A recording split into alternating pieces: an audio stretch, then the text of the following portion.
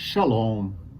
Hoje nós queremos dar continuidade à nossa série Gente como a Gente, pensando sobre uma personagem que nos cativa muito. O nome dela é Ruth, uma moabita, alguém que não era do povo de Israel, mas sobre quem a graça de Deus repousou de uma forma especial. Vamos orar. Pai, eu peço que a tua bondade seja conosco e a tua graça nos ajude na compreensão da tua palavra. Dá-nos, ó Deus, capacitação para apreendermos as lições agora, em nome de Jesus. Amém. Muito bem. A história de Ruth se passa no final da época dos juízes, cerca de um século antes da época do rei Davi. Foi um tempo muito difícil, porque nós sabemos que o final da época dos juízes foi um período de muita anarquia, em que cada um fazia o que achava por bem, cada um procurava fazer a sua própria escolha, a sua própria vontade, e eles não estavam tão interessados naquilo que era a vontade de Deus. Então, esse tempo de anarquia foi um tempo também em que eles experimentaram um período de provação muito grande, que era um período de fome extrema. Um período em que nós podemos dizer que a mão de Deus, de certa forma, pesava sobre o povo. Porque além de eles estarem por conta própria, cada um fazendo o que queria, eles não tinham outra alternativa, não tinham outra opção para si mesmos, senão tentar resolver as questões à sua própria moda. E é exatamente nesse contexto cultural e de afastamento espiritual de Deus que encontramos a família de Elimeleque. Eles são judeus devotos, judeus que buscavam a Deus, eram tementes a Deus. No entanto, quando eles veem todo aquele cenário, e principalmente por causa da fome extrema, eles então decidem ir buscar a sua sorte na terra de Moabe. E ali, em Moabe, eles vão tentar sobreviver. Para a gente tentar entender um pouquinho desse contexto, Moabe era uma região desolada a maior parte do ano. A maior parte do tempo era uma região que era praticamente seca. Ela era uma terra fértil, mas seca. Então ela não tinha assim muitas árvores, ela não tinha plantações de longa duração. Eram mais pastagens e a plantação rápida, né, para subsistência. Quando lembramos dos moabitas, nós precisamos levar em consideração que eles são descendentes direto de Ló. E se lembrarmos, quando Ló e sua família saem de Sodoma, o anjo vai lá, tira eles têm que ir para outro lugar, chega um momento em que eles vão parar para viver em cavernas. E as filhas de Ló ficam então com receio de não deixarem descendência, e elas decidem então embebedar o pai, e uma por vez então fazem isso. Uma vez a mais velha e embebeda o pai, tem relação sexual com ele, e depois a mais nova faz a mesma coisa. E com isso, o resultado é que elas geram povos, descendência, né? E da mais velha vem os moabitas, que embora fossem parentes distantes, eles eram, dos judeus, né? Eles eram adversários, havia um mútuo desprezo entre eles e não tinham muito interesse de convivência.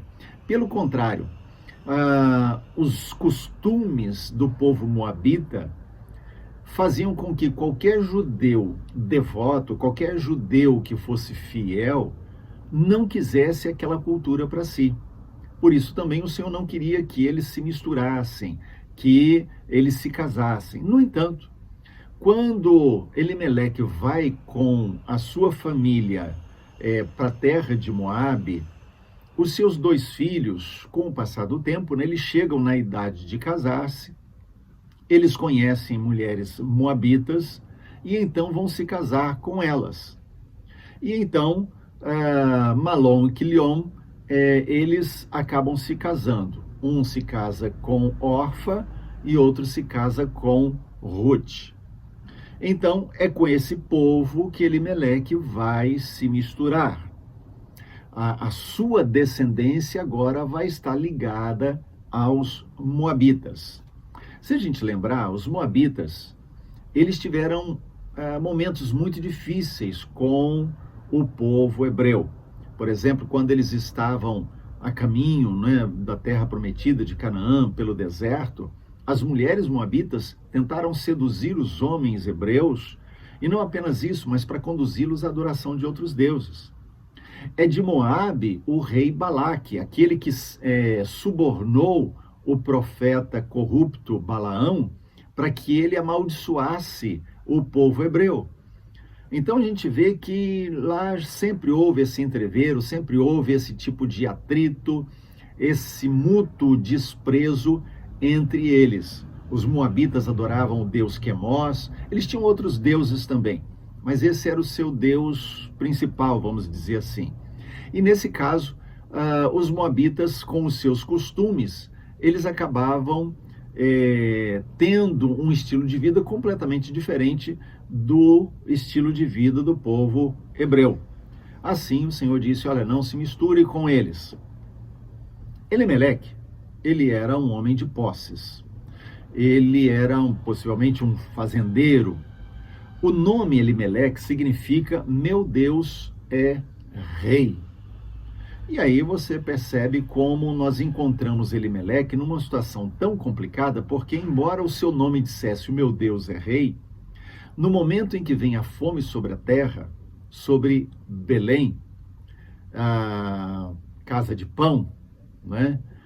Belém quer dizer casa de pão, então meu Deus é rei, habitava na casa de pão, ou na terra do pão, e quando vem a fome na casa de pão, eles vão para Moabe, uma terra que não produzia grande coisa, e um povo desprezado, e eles vão tentar sobreviver ali. Então percebe que o contexto da vida de Elimeleque também não era favorável. Embora fosse um judeu devoto, ele também estava tomando decisões que o afastavam cada vez mais do centro do propósito de Deus. Então, quando Elimeleque vê a fome chegar na sua terra, uma fome terrível, né, assustadoramente severa, uma fome que era material e também representava uma fome espiritual, uma vez que o povo estava entregue à própria sorte, porque buscavam cada um o seu próprio interesse, então eles vão caminhar na terra de Moabe. Só que quando eles chegam lá, começa o drama da família, começa a tragédia. Por quê?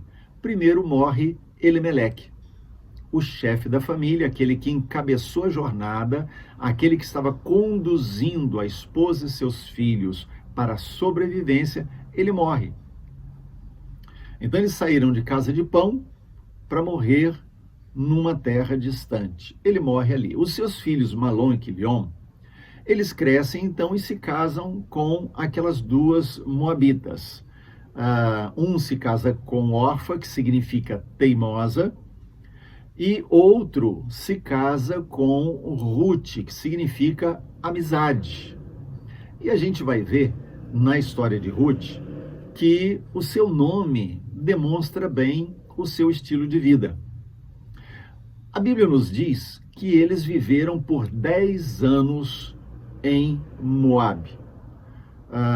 Foram 10 anos de peregrinação tentando sobreviver, tentando adquirir alguma coisa naquela terra. No entanto, foi uma jornada muito triste. Foi uma jornada de morte, porque se primeiro morre Elimeleque, depois de um tempo morrem também os seus dois filhos, Malom e Quilion. Eles morrem já casados. Então, pela narrativa bíblica, a gente percebe que eles morreram pouco tempo depois do casamento, porque eles não deixaram descendência, nenhum dos dois. Então eles se casaram, suas esposas não tiveram filhos, e depois eles morreram. Então, não deixando descendência, ficam as duas viúvas sozinhas. E esse é, para Noemi, a esposa de Elimeleque, o fundo do poço. Quando ela perde o marido, ela perde os 2 filhos e ela agora tem apenas de companhia suas 2 noras. Mas no meio dessa crise toda, Noemi, então, ela ouve que na sua terra, né, em Betel, em Israel, Deus havia trazido bênção, havia chovido, eles estavam conseguindo prosperar outra vez. E então Noemi se dispõe a voltar para sua terra. Afinal de contas, desde que ela saiu de Betel, de Belém, melhor dizendo, para Moabe, a sua vida só foi ladeira abaixo. Então, ela decide voltar. E a sua frase, a maneira como ela coloca, denota que havia no seu coração um peso muito grande. Possivelmente, Noemi trazia consigo talvez um remorso, um sentimento de culpa, um sentimento muito pesado pelo fato de ter deixado a sua terra para buscar subsistência no meio de um povo que não servia o Senhor. Então veja só no capítulo 1, verso 13, exatamente como ela fala. Porque por vossa causa, a mim me amarga o ter o Senhor descarregado contra mim a sua mão. Então veja, ela está num diálogo com as suas 2 noras, e a gente vai ver um pouquinho mais adiante sobre isso. Ela está num diálogo em que ela propõe que as 2 voltem para as suas famílias, para o seu povo, não sigam com elas. Afinal de contas, eram 2 viúvas jovens, provavelmente bem jovens. Então elas teriam condição de se casarem outra vez, já que Noemi não tinha outro filho que pudesse gerar descendência através das 2 noras. Então, nesse diálogo de Noemi com as 2 noras, é como se ela estivesse dizendo assim: olha, eu sinto um amargo dentro de mim, eu sinto um amargor pelo fato de que vocês estão comigo e o Senhor está pesando a sua mão contra mim. Ou seja, o Senhor pesa a mão contra mim e isso está alcançando vocês também. Vocês estão sofrendo por minha culpa. Então é como se ela trouxesse para cima de si mesma a responsabilidade e a culpa por tudo aquilo que estava acontecendo. Porque provavelmente ela tinha esse peso no coração de ter deixado Belém para descer a Moabe. Mas a sequência dos acontecimentos nos mostra que, embora ela tivesse esse peso, Noemi também tinha um coração nobre. Mas veja bem como ela diz. Noemi ouviu que o Senhor se lembrara do seu povo, dando-lhe pão. Saiu, pois, ela com as suas 2 noras do lugar onde estivera, e indo elas caminhando de volta para a terra de Judá, disse-lhes Noemi: Ide, voltai cada uma à casa de sua mãe, e o Senhor use convosco de benevolência, como vós usaste com os que morreram e comigo. O Senhor vos dê que sejam felizes, cada uma em casa de seu marido. Beijou-as, elas, porém, choraram em alta voz. Então veja, Noemi teve um coração nobre. Ela já era uma viúva com uma certa idade, não sabemos quanto, mas sabemos que já era de uma certa idade porque os seus filhos já tinham chegado à idade de se casar, tinham se casado, tinham morrido e passou um tempo. E eram 10 anos desde que saíram de Belém. Então, imagina, ela poderia querer egoisticamente segurar Orfa e Ruth consigo, para ter companhia, para que a ajudassem. Mas ela não faz isso. Ela se volta para as 2 e dá a elas a oportunidade de refazerem a sua vida. E o que acontece é que, na verdade, elas não decidem por isso. Elas não fazem isso. Orfa e Ruth, elas primeiro resistem. Elas choram. Só que Noemi insiste com elas, e então Orfa toma o caminho de volta para sua casa, para o seu povo, né? Ela volta para o seu povo. No entanto, Ruth, ela está determinada a ficar com Noemi. Ela decide isso. Lembre-se, o nome Ruth significa amizade. E era isso exatamente o que ela era. Aí eu faço um parêntese aqui, né? Na antiguidade, nos tempos bíblicos, era muito comum que os pais dessem nomes que significassem algo. Hoje as pessoas dão nome que, copiou o nome do artista, é o nome da moda.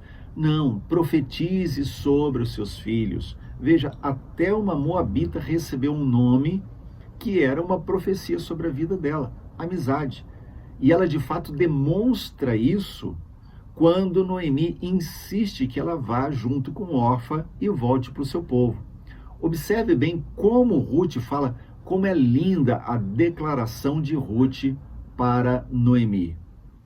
Não me instes para que te deixe e me obrigue a não seguir-te, porque aonde quer que fores, irei eu, e onde quer que pousares, ali pousarei eu. Teu povo é o meu povo, e o teu Deus é o meu Deus. Onde quer que morreres, morrerei eu aí, e aí serei sepultada. Faça-me o Senhor o que bem lhe aprouver, se outra coisa que não seja a morte me separar de ti. Há duas coisas aqui que eu quero chamar a atenção nessa atitude de Ruth. A primeira delas é que ela demonstrou que a sua devoção a Yahvé era real. Ela diz, o seu Deus é o meu Deus, o seu povo é o meu povo. Muito provavelmente, o testemunho de Elimeleque e Noemi influenciaram Ruth a conhecer o Deus de Israel. E em função desse conhecimento de Deus, na hora principal, na hora H, na hora X, na hora que ela tinha que definir a sua vida, ela deixou bem claro, o meu futuro está atrelado a Yahvé. O teu Deus é o meu Deus. Por isso, se você vai voltar para o seu povo, esse também é o meu povo, porque eu sirvo a Yahvé. Então essa é a primeira coisa. O coração de Ruth já tinha mudado, já tinha se convertido ao Senhor. A segunda coisa é que lealdade é uma questão de caráter, não necessariamente de raça, de religião, de educação. Lealdade é caráter. Lealdade significa fidelidade, ser fiel a outra pessoa, não trair, ser confiável. A outra pessoa pode confiar porque sabe que pode contar. Então é ser alguém com quem o outro pode contar a qualquer momento, em que circunstância for. Isso é lealdade. E Ruth demonstra uma lealdade para com Noemi, independente das suas origens. Ela traz consigo algo no seu coração, e isso tem a ver com o seu caráter. Bom, a história de Ruth e de Noemi agora estão entrelaçadas. E elas estão voltando para a terra de Israel, né, especificamente para Belém.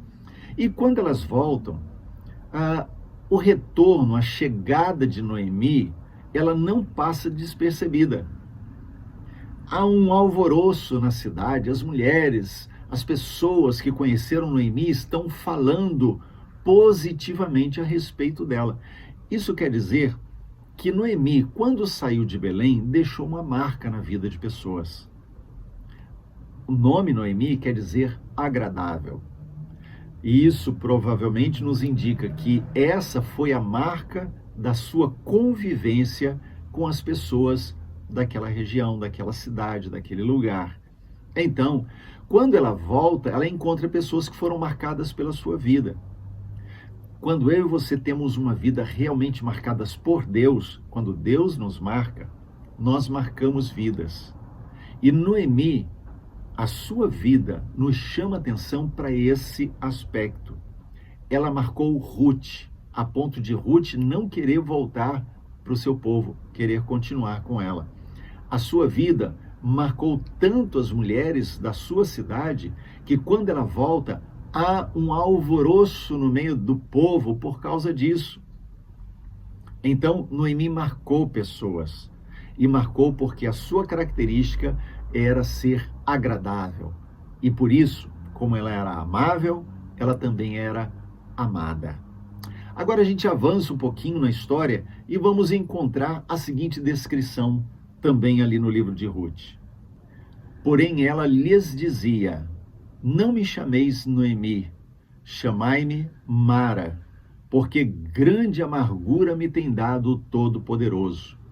Ditosa eu parti, porém o Senhor me fez voltar pobre. Por que, pois, me chamareis Noemi, visto que o Senhor se manifestou contra mim e o Todo-Poderoso me tem afligido? Então veja, as mulheres estão alegres, chamando ela de Noemi, agradável. No entanto, ela diz: olha, não me chamem de Noemi, agradável, me chamem de Mara, eu estou amarga, porque o Senhor me tem afligido esse tempo todo. Eu saí daqui com bens. Afinal de contas, eles tiveram que vender, e provavelmente às pressas, por preço muito baixo, as suas propriedades para poder viver em outra terra. Então ela diz: olha, eu saí com bens daqui e voltei pobre, eu não tenho nada, absolutamente nada. Eu acredito que o coração de Noemi, quando a gente observa, né, as características ali, vemos que Noemi era uma mulher fiel, realmente sincera com Deus, queria servir ao Senhor. E o seu compromisso de vida com Deus nos faz entender que quando ela fala de amargura, ela não está se lamentando, culpando Deus. Pelo contrário, muito provavelmente o coração de Noemi era como o coração de Jó. Porque Jó, quando perde tudo, ele diz: o Senhor deu, o Senhor tirou. Bendito seja o nome do Senhor. Ou seja, em outras palavras, Jó expressa sua confiança na soberania de Deus. Deus sabe o que está fazendo, Deus está no controle. E Noemi está fazendo a mesma coisa. Olha, foi Deus, foi Deus, foi Deus. Deus me levou, Deus me trouxe, Deus me deu, Deus me tirou. Deus me trouxe nessa circunstância em que eu estou agora.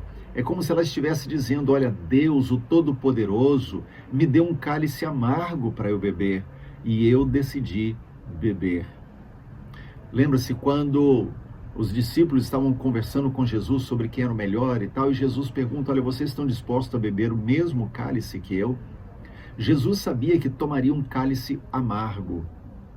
E esse cálice, mais do que a cruz física, o madeiro, era o levar as nossas culpas sobre si.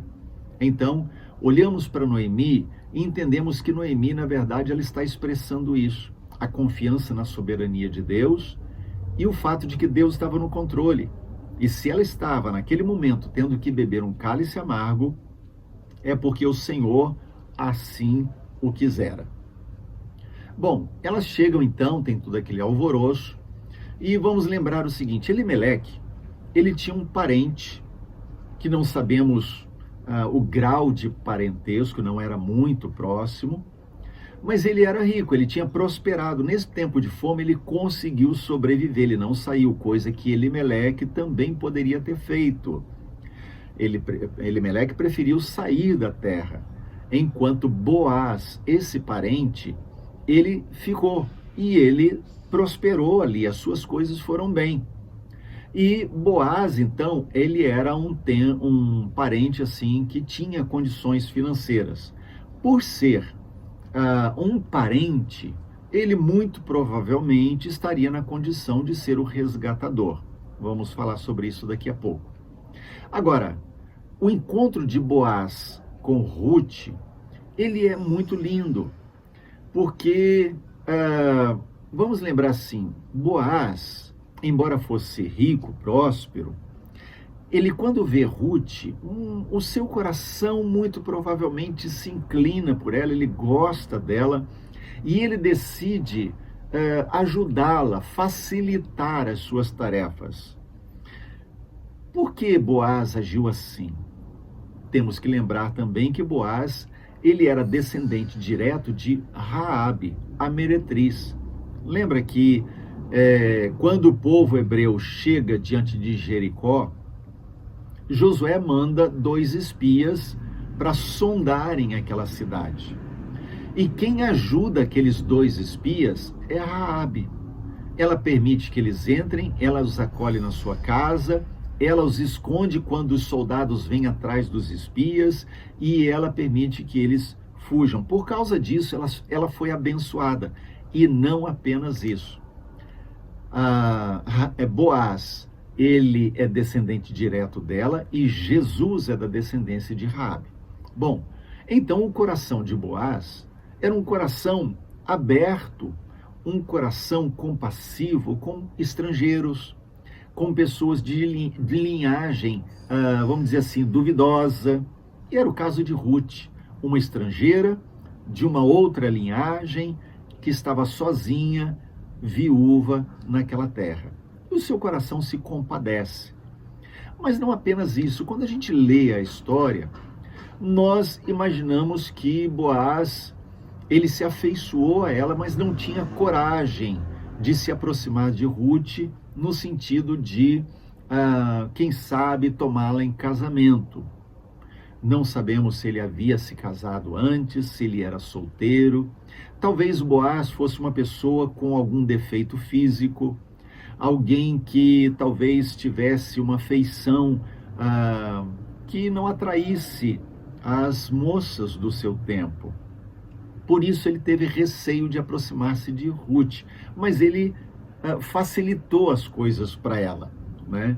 Bom, como Deus está no controle, e Ruth cria nisso também, quando elas se estabelecem então ali em Belém, Ruth decide trabalhar. O que ela vai fazer? Ela vai para os campos e ela vai colher. Colher o que se ela não plantou? Lá em Levítico 19, Levítico 23, Deuteronômio 24, Deus havia deixado ordens para o povo.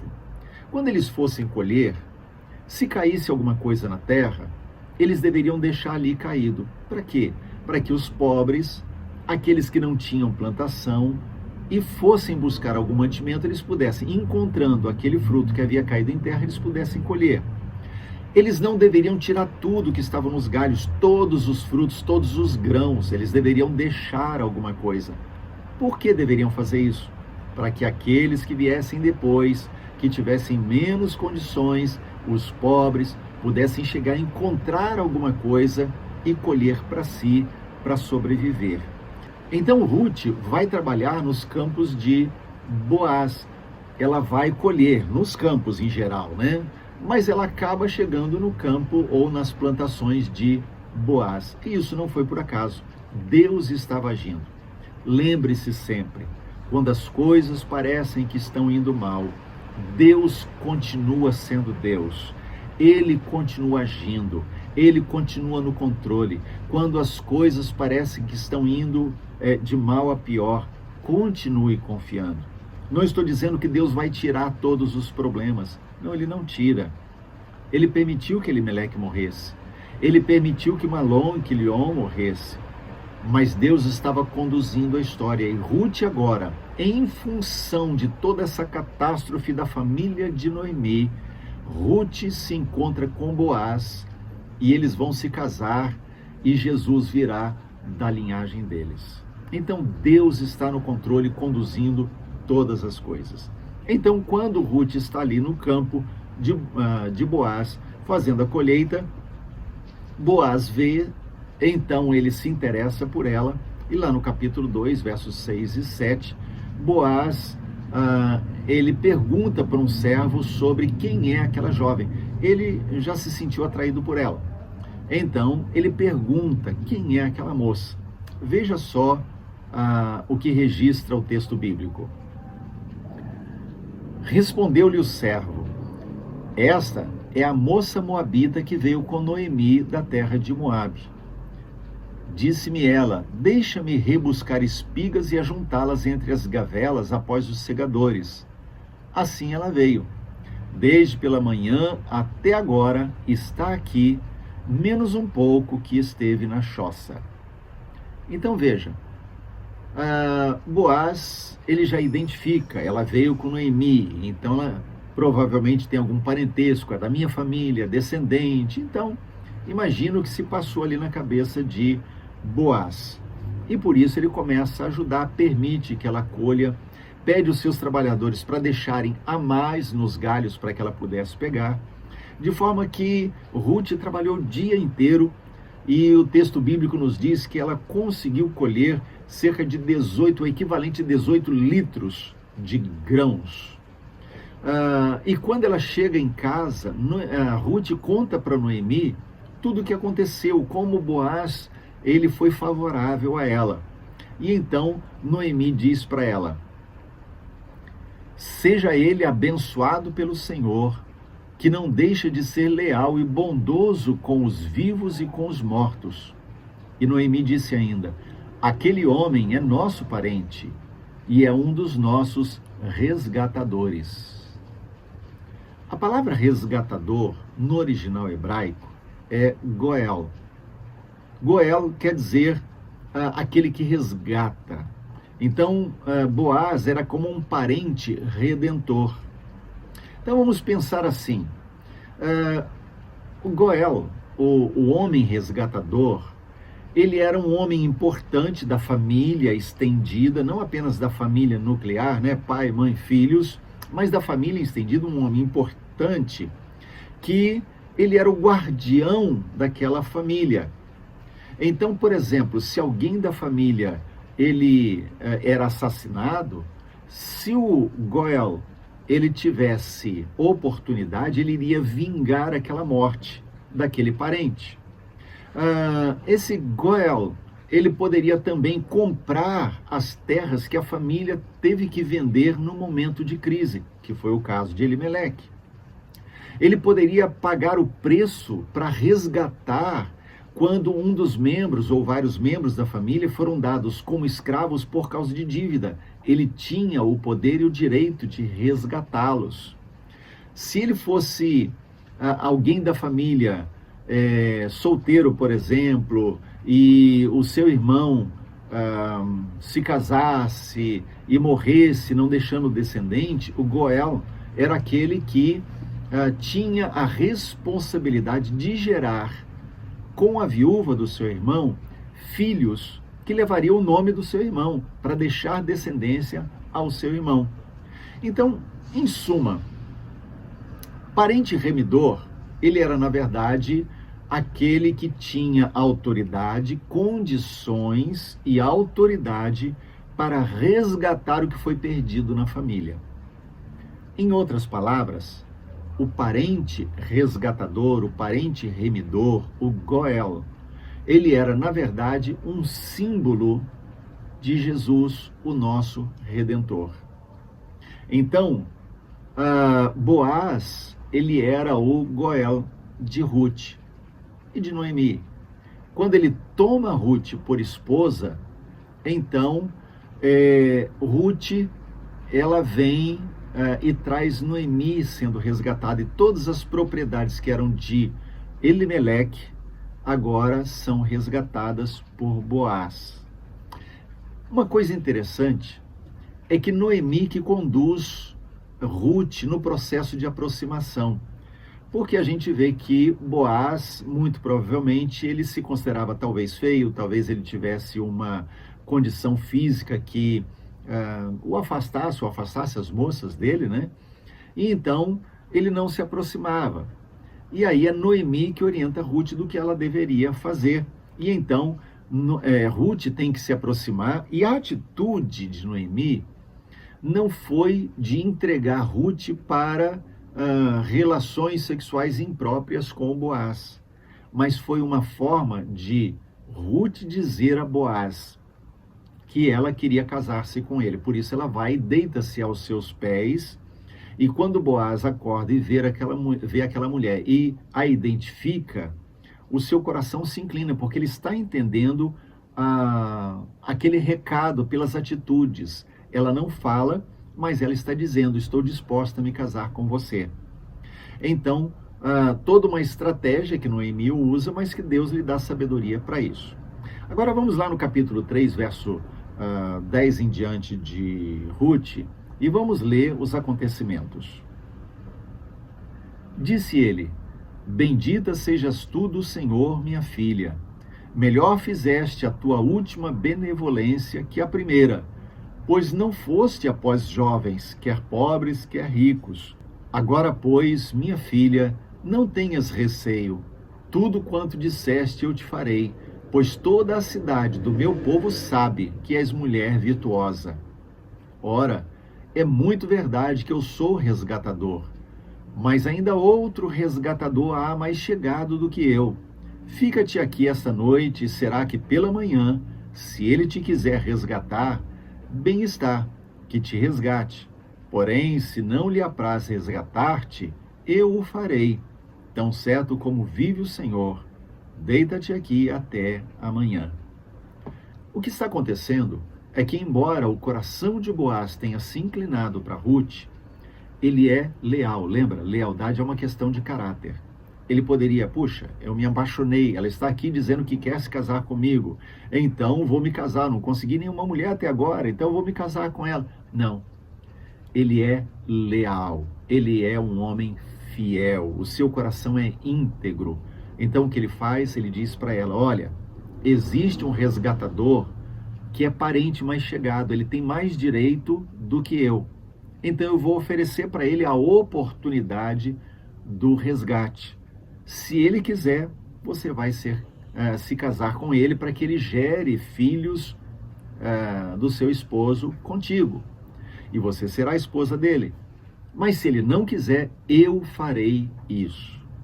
Então isso mostra a integridade de Boaz. E ele faz isso.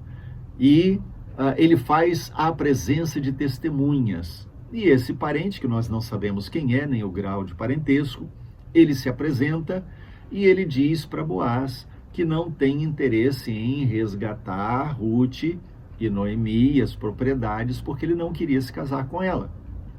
Uma vez que ele assume esse compromisso, e isso é firmado diante de testemunhas, Boaz então toma Ruth por esposa. E aí, o restante da história nós sabemos. Daí vem o nosso grande resgatador, Jesus Cristo de Nazaré. Então, Ruth, ela é o símbolo de cada cristão, o símbolo da igreja de Cristo. Ela é aquela que foi redimida, aquela que foi trazida de uma posição de pobreza, de penúria, de alguém que não tinha nada, de um povo idólatra, foi trazida para uma posição de favor. Não porque ela merecesse, mas porque um parente mais próximo decidiu pagar o preço de resgate. A Bíblia diz, Jesus, ele é o primeiro, primogênito, dentre muitos irmãos. Jesus era no passado, na eternidade, o unigênito de Deus. Mas depois, na encarnação, na sua morte e ressurreição, Jesus se tornou o primogênito de Deus, o primeiro dentre muitos irmãos. E nesse caso, como nós vemos em Romanos 8, 29, né, Jesus se tornou o primeiro e nós somos os seus irmãos mais novos. Jesus, como parente chegado, decide resgatar de volta aqueles que haviam sido perdidos. Lembra da parábola do filho pródigo? Esse teu filho estava morto e reviveu, esse meu filho estava perdido e foi achado. Então, aqui, eu e você estávamos perdidos e agora fomos achados. Porque Jesus, o nosso resgatador, ele nos tirou de uma posição desfavorável para uma posição de favor. Então, assim como Ruth, fomos resgatados, exaltados e nos tornamos noiva do próprio resgatador. Nos tornamos a amada do nosso Redentor. E aí, o restante da história, você também já conhece. Apocalipse nos diz da glória que há de ser, quando finalmente, para sempre, estivermos com o nosso amado noivo, o amado da nossa alma, e para sempre viveremos com ele as bodas do Cordeiro.